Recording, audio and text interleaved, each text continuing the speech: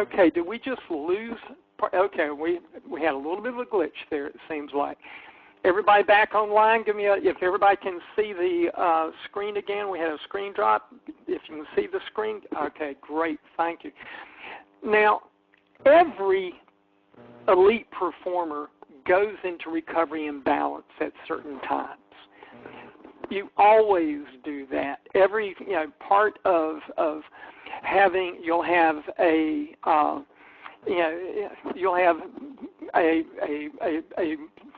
a big workout. You'll have a training camp.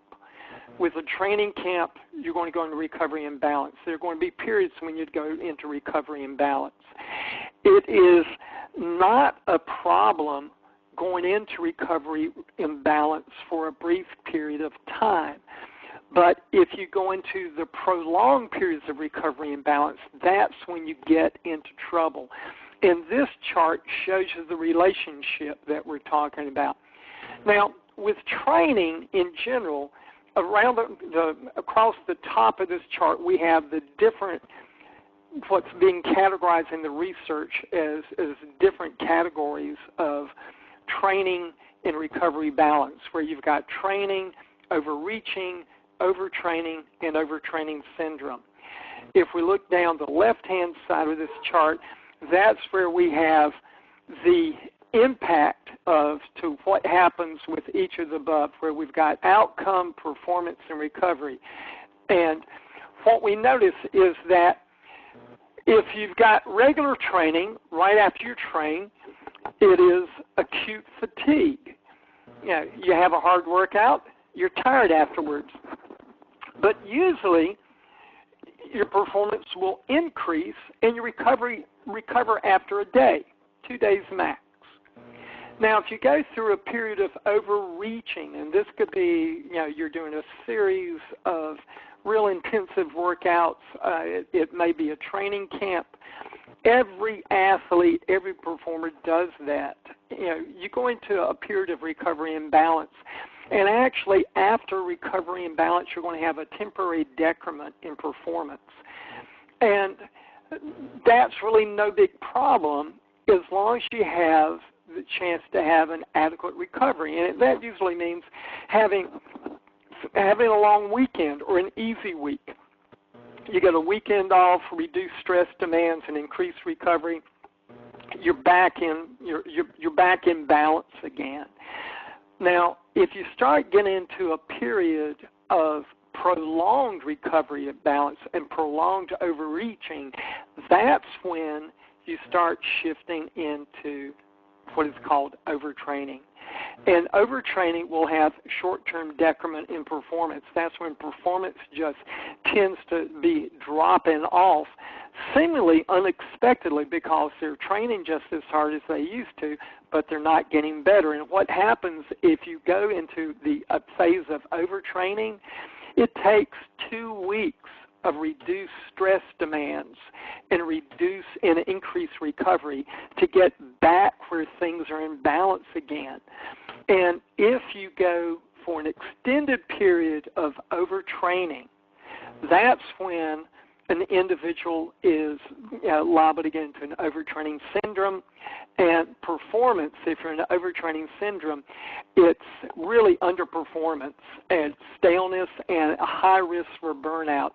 And if you get to that level, it takes 28 days of significantly reduced stress demands and increased recovery efforts.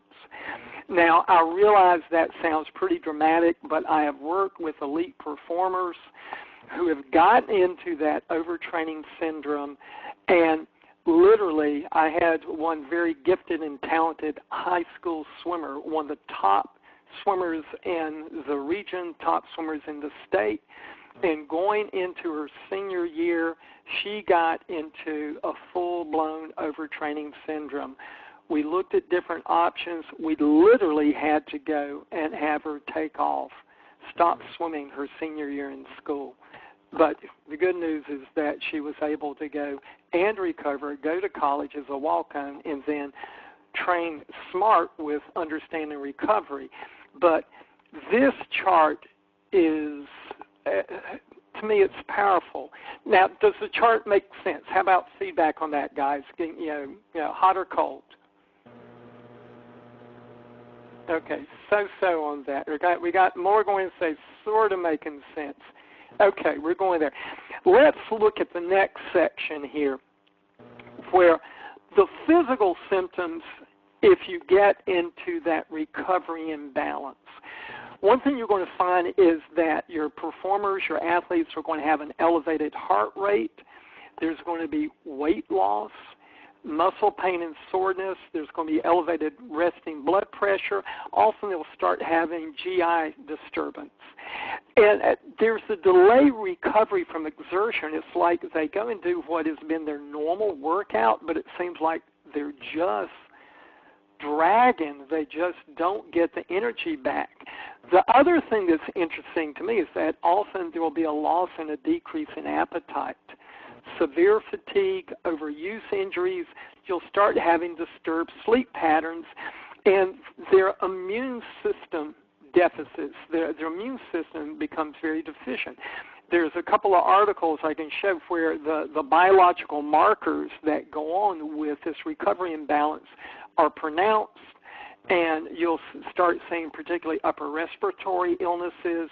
You'll see your athletes complaining of difficulty sleeping. You may just find they're losing weight, and it's not that they're trying to lose weight intentionally.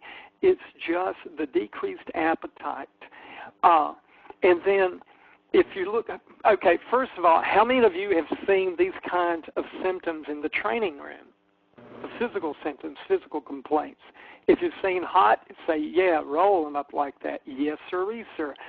Now let's look at the psychological symptoms of recovery imbalance. You're going to see a loss of self-confidence, often drowsiness and apathy.